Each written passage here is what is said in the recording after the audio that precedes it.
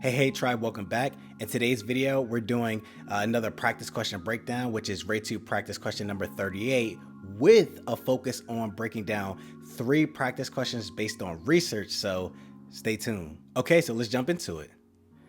Research question number 1.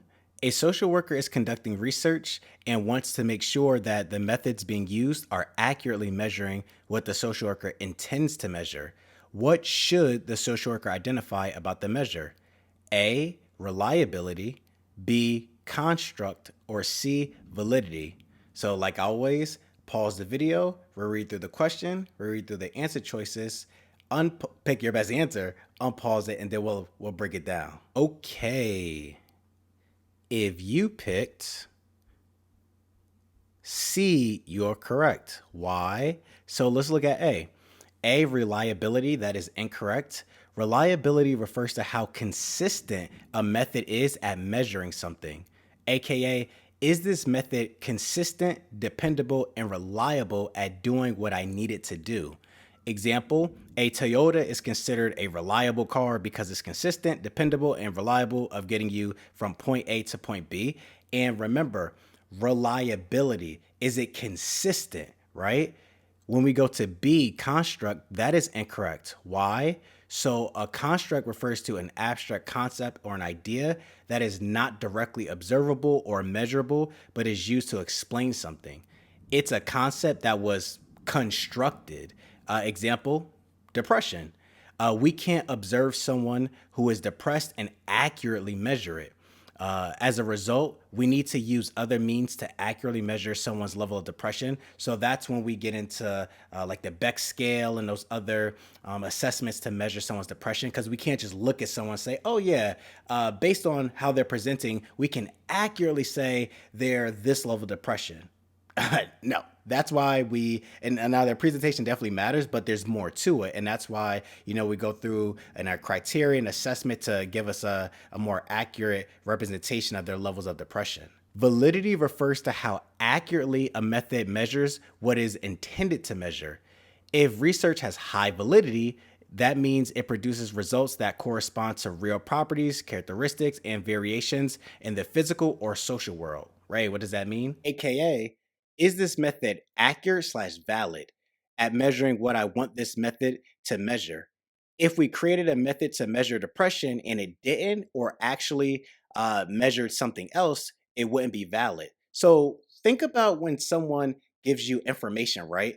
Where if they were to say, hey, we don't have to go into work tomorrow or something like that. One of the first things we're going to ask that coworker is, where'd you get that from? Right? We want to know, did you get an official email from the higher ups and everything? Is like, we want to know, is that information valid? That's different from reliability, where reliability talks about something being consistent. Validity talks about the accuracy. Is it valid? Right? And then when we look at the example, because the Beck Depression Inventory, or the BDI, is a self-reporting questionnaire that accurately measures someone's level of depression, it's valid, right? Think about, again, this information, is it valid? Where is it coming from? And that's also why, if we remember in school, we had to get the scholarly articles, no using like WebMD or just those random Google searches, Wikipedia and stuff like that. It wants to come from those scholarly articles when we're talking about any clinical information or any data for that matter at all. Okay, so let's look at this one. Research question number 2. A social worker plans to research issues within the community and presents the methods that will be used to others for feedback. The social worker receives positive feedback that the methods of measure are clear to understand. What form of validity is the social worker most likely using?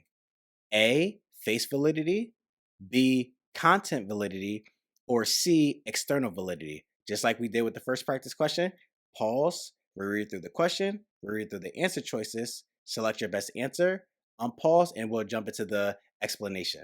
Okay, if you picked A, you are correct. Why? So A, face validity.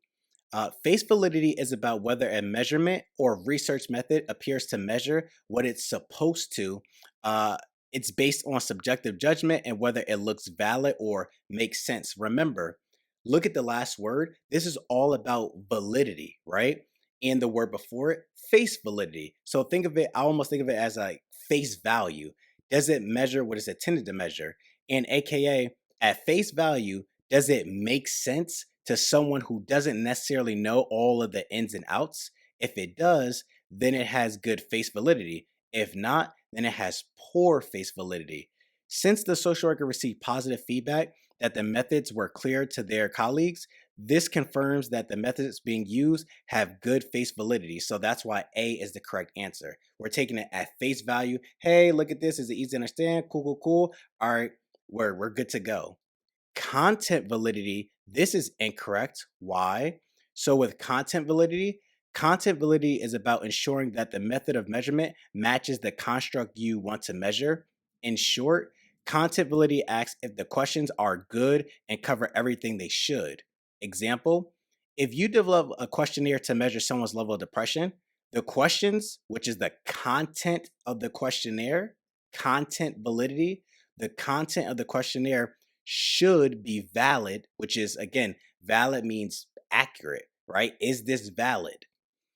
So it should be valid at measuring someone's level of depression, or is it actually measuring something else? If it's measuring something else, the methods being used would have poor content validity. So again, remember, this is all based on research. We use these different methods, these different forms of validity, these different forms of reliability to see how accurate, how reliable, how good our research methods is, whatever we're researching to get the outcome that we want. C, external validity. This is incorrect. Why? So, with external validity is about whether the findings of a study can be applied to the real world or other situations. It depends on things like who was in the study and how the research was done. If the study is done well and includes a diverse group of people, we can be more confident that the results are relevant to other people and situations. Example, let's say we're doing a study that examines the effects of a new teaching method, RayTube, on social workers' performance on a specific exam, such as the ASWB exams. The study finds that the new method leads to improved and passing test scores among the social workers taking the ASWB exams. Side note, study groups every Saturday and sometimes throughout the week. The external validity of the study would question whether those same results can be generalized to other exams. We will want to know, are the improved exam scores solely due to the teaching method of RayTube, or could they be influenced by other factors unique to the ASWB exams? Side note, we've had some comments under the YouTube videos and stuff of other people, not social workers, studying for other exams, and they would tap into some of the videos and be like, oh, this is really helpful for breaking down this topic and everything. So I guess it RayTube does have it will have good external validity in that regard. But so again, to determine external validity, researchers might need to replicate the study for different exams with diverse students to see if similar results are obtained across different settings. And research question number 3, a social worker is meeting with colleagues to discuss the results of their assessment to see if everyone agrees with the outcome. What type of measure is this a reflection of? A, inter-rater reliability, B, parallel forms reliability, or C, test retest reliability. Just like we did with the previous two, pause the video, reread the question, reread the answer choices, select your best answer, unpause the video, and let's dive into the explanation. Okay, if you picked A, you are correct. Why? Inter-rater reliability, also called inter-observer reliability, measures the degree of agreement between different people observing or assessing the same thing. Example, judges scoring a boxing match. All judges are observing the same event and are providing their own individual scores from their perspective.